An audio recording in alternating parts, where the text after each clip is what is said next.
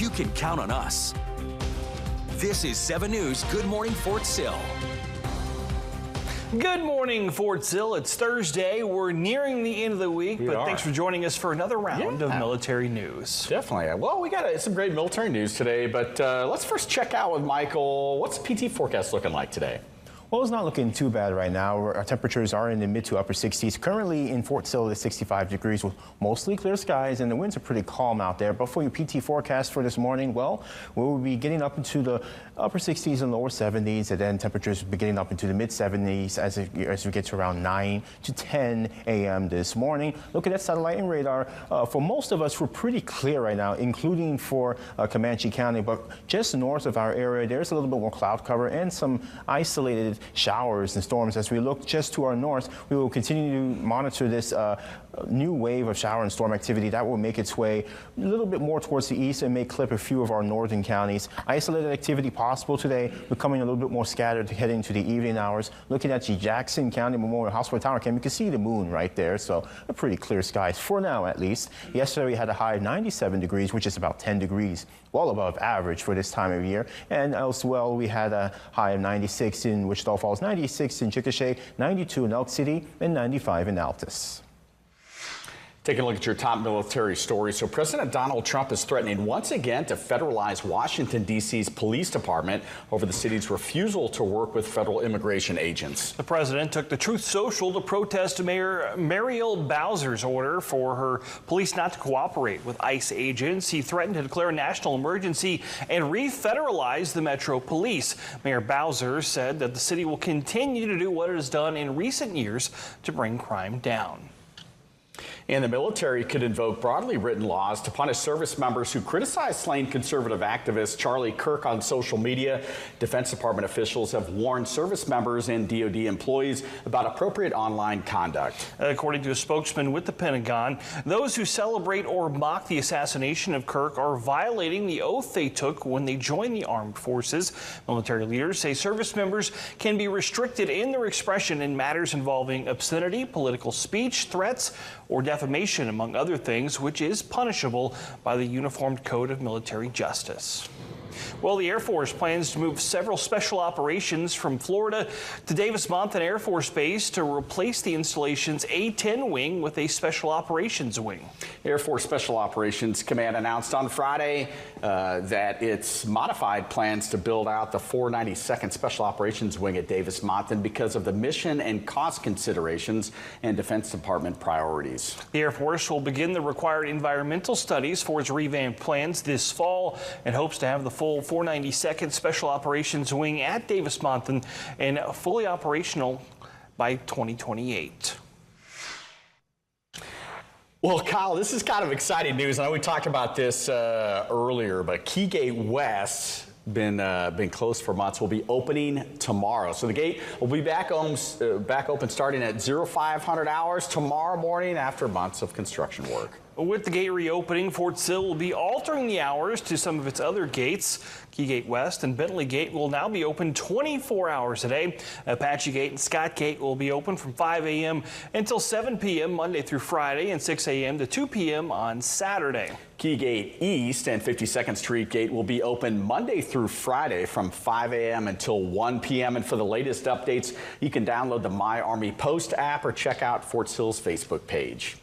And just a reminder that Fort Sill's Retiree Appreciation Days kick off this morning with an open house. It runs from 8:30 this morning till 2:30 this afternoon at the Reinhardt Fitness Center. So ID card services will be on site along with legal assistance for wills and powers of attorney. Wellness resources include flu shots, dental wellness screenings, TRICARE, and other nutrition information. For more information, you can contact the Retirement Services office at one of the numbers on your screen. On Friday, there will be two events, starting out with a retiree luncheon at 11:30 in the morning at the Patriot Club with guest speaker David Sykes, an Oklahoma City bombing survivor. The cost is $10. Then to round it out at 2 p.m., everyone is welcome to attend the post-retirement ceremony at Reinhardt Fitness Center, where the community will recognize the installation's latest group of military retirees. And Fort Sill MWR is inviting you and your battle buddy to join them at a stable call at the Jack Daniels Lounge tonight. That event will be from 5 until 6:30. It's open to all ranks and members of the community. There will be free hors d'oeuvres served at the event, but you must be 18 years or older to enter. And Fort Sill MWR is also calling all dogs and their owners to join them for one more day of summer fun at Quinette Pool this weekend. The Dog Days of Summer will be Sunday from 11 a.m. to 2 p.m. There will be prizes given out for the best water fetch, laziest sunbather, and biggest splash. The event is free and open to the public. For more information, you can visit Fort Sill MWR's Facebook page. Well, if you're feeling pretty groovy, Hangar 97 at Altus Air Force Base is inviting you to join them for a 70s themed lunch today. There will be a disco music, samples, 70s themed grub and games. The event will be held during lunchtime at the DFAC. Everyone with base access is welcome to join. Well, Navy Week continues in Wichita Falls, and yesterday students were able to get a hands-on look at Navy life through the Strike Group Mixed Reality Experience. So the Strike Group experience simulates tasks they would face on an aircraft carrier and other physical tests, providing students with a fully immersive hands-on look into the technology and teamwork that are central to every role in the Navy. It was a great opportunity for students to see if a career in the Navy is right for them. I believe it gets that hands-on experience, right? There's some people who are visual learners. There's some people who want to touch and feel exactly what they're going to be getting into. Events like this, where the Strike Group is out here, it gives them a very, very immersive seek and really see exactly what it is you're reading about, right? You want to learn about what a SEAL or what a SWCC does. You can come out here to one of these events, get right in a booth and see exactly what they do. This actually looks pretty cool. I would totally go down there and see that. So the Strike Group experience will be available through the end of today at the Wichita Falls ISD Career and Education Center. Today marks the Air Force's 78th birthday. Coming up, we'll take a deeper look at the history of the branch.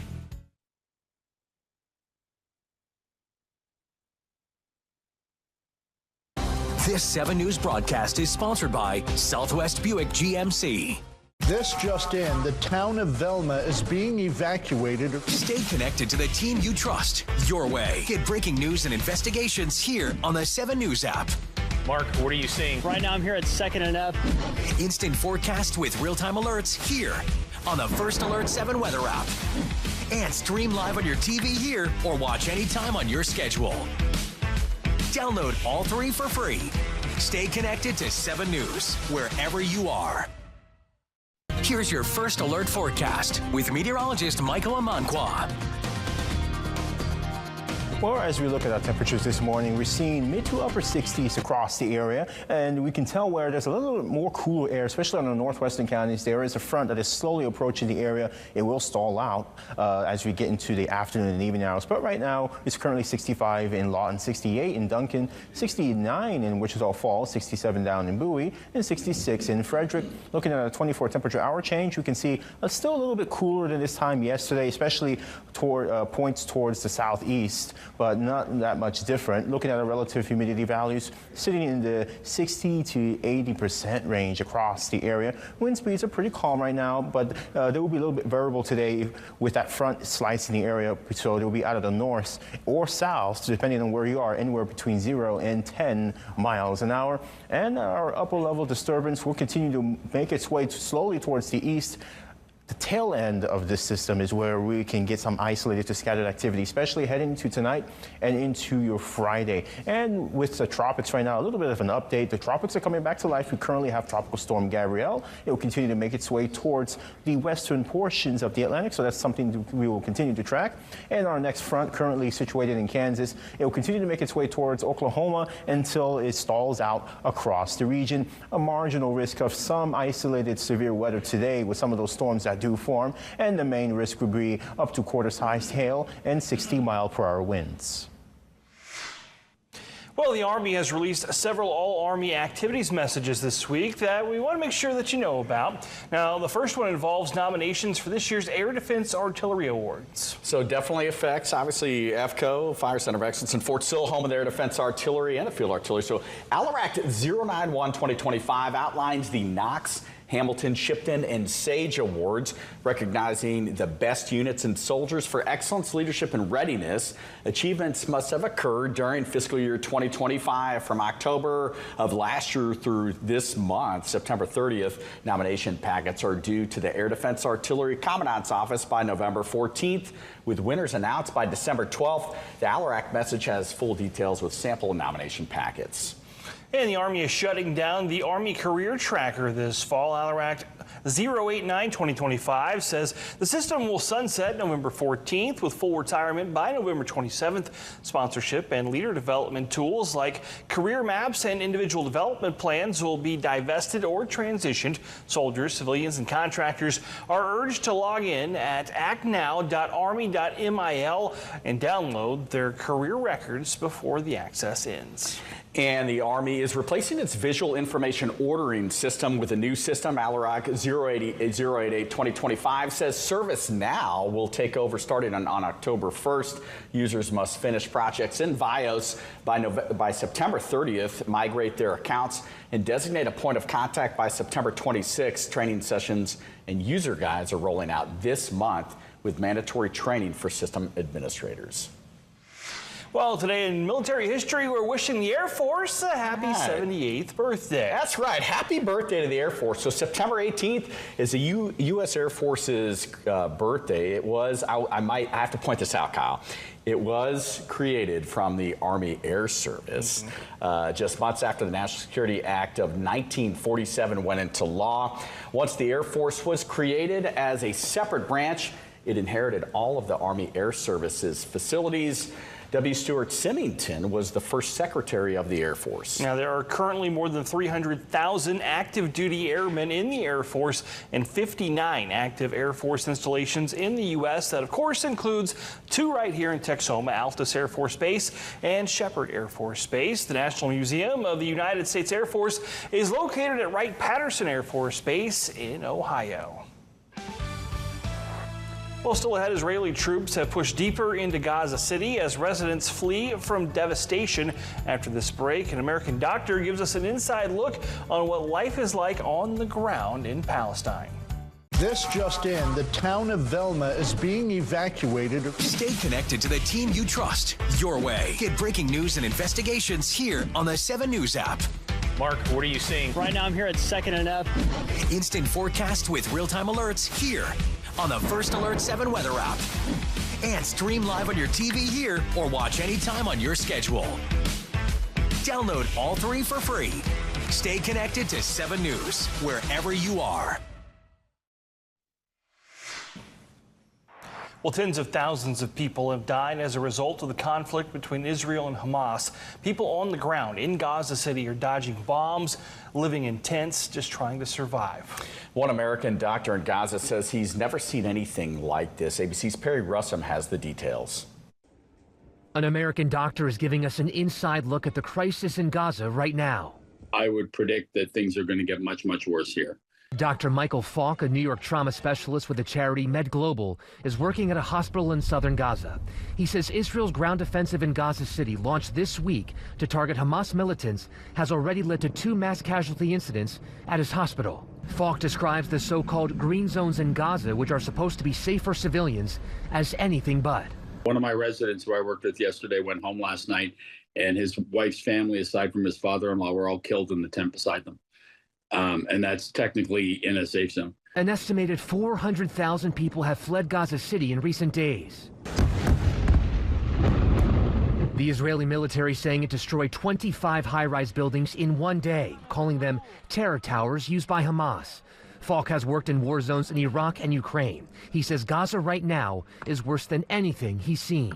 As soon as the winter starts to set in and the water starts running freely, you're going to see a lot more communicable diseases. If the wintertime comes in, you'll see more respiratory illnesses.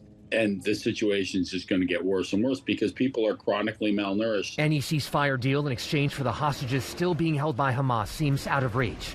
Adid Hoyle's son is among the hostages believed to be held somewhere in Gaza City. She worries Israel's new ground operation is putting his life in more danger. That means that he's in more danger than he was maybe before. Save my son. end the war and bring Elon home. Dr. Falk says the hospital he's working at is meant to hold 300 patients, but now has more than 1,000. Perry Russell, ABC News, New York. Thanks, Perry. Taiwan is preparing its people for potential conflict with China by releasing a new civil defense handbook. The publication highlights the need to spot misinformation from apps like DeepSeek and TikTok, both of which are owned by Chinese companies. It also warns that in the event of a military invasion, any claim that the government has surrendered or that Taiwan has been defeated is false. The government plans to distribute an initial 5,000 copies at 3 supermarket chains across Taiwan. An online version will also be available. While Taiwan hopes conflict never comes, the handbook is a reminder that readiness begins with the plan if it does. Well, a retired 4-star U.S. Navy admiral has been sentenced to 6 years in prison for his conviction on corruption charges. So federal court records convicted retired Admiral Robert P. Burke for engaging in a bribery plot with 2 business executives while in command of naval forces in Europe and Africa. The executives agreed to pay Burke a $500,000 salary with millions of dollars in stock options in exchange for Burke ordering his staff to give their company a contract and promote them to other senior Navy commanders. Well, we're continuing our look at the U.S. Army's updated directive on grooming, appearance, and uniform standards following guidance that all branches of service review their policy.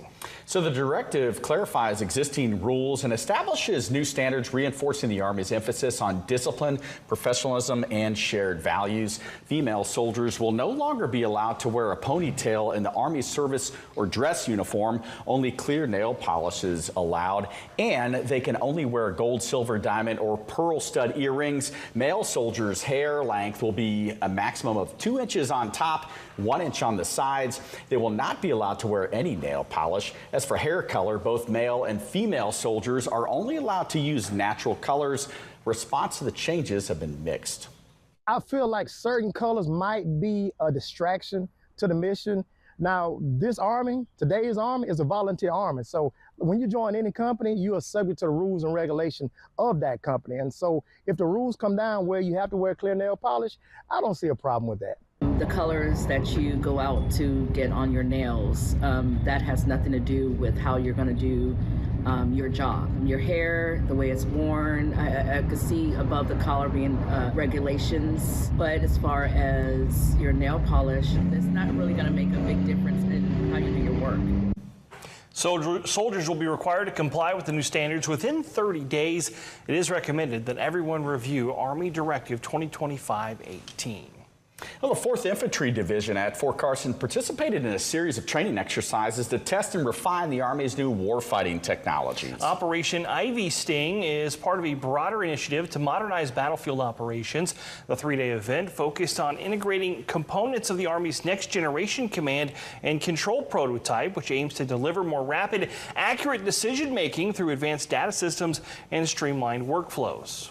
Fort Carson, and really the 4th Infantry Division, was designated by the Chief of Staff of the Army as the prototype division for the next generation command and control, which is not just artillery piece. Our division was designated as the prototype division for the United States Army, which is a task we take very seriously.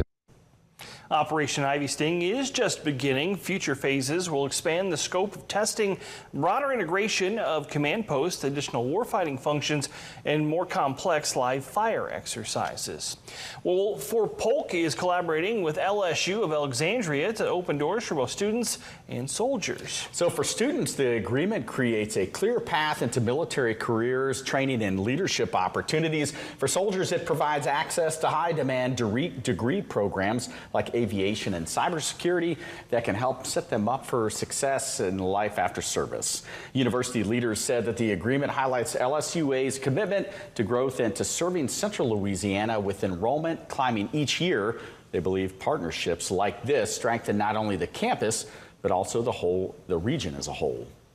We are the generals, and at LSUA we're so proud to honor our military heritage in Central Louisiana. So this partnership is extremely important to us. It's about serving those who serve our country, and we are thrilled to provide expanded access to academic degrees and programs and all of the opportunities that come with that. Leaders expect the program to grow over time, helping students, soldiers, and the community succeed together.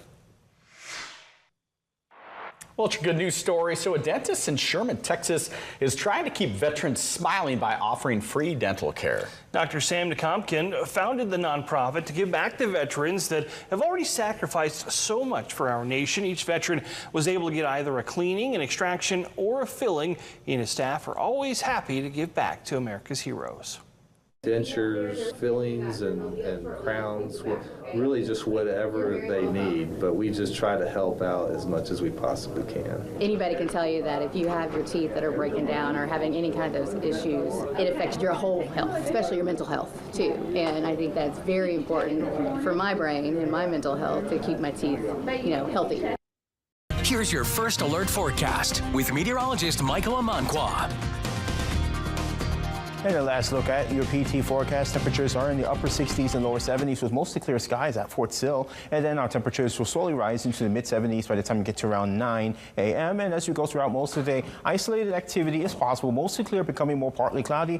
And then as you get into the evening hours, scattered activity is possible. We'll have a cold front approaching the region by the time we get to your Friday morning. And then it will eventually stall out across the area, giving us scattered activity, especially Friday morning, and then tapering off as you head towards Friday afternoon. And the front will remain stalled out across the area. Models have it situated between the I-40 corridor and the Red River, so it'll give us a variation of temperatures as you go throughout your Saturday, and then we'll have another chance of some scattered activity. Now, continue into your Sunday, about a 20 to 30% chance of that happening. We start to dry out, and then next week on your Tuesday, there is a stronger cold front. Right now, models predict to come in by early Tuesday morning. That actually clears through the area, and as you go into your Wednesday, we may have a little bit more scattered activity, but we may actually a little bit cooler for our temperatures. And then as you go over the next several days, this is just one model, but we could have at least over an inch or 2.5 inches of rain possible when all is said and done. Looking at today, a high of 91 today with scattered activity, especially later on during the evening hours. Tonight, a low of 65 degrees with scattered showers and thunderstorms still possible,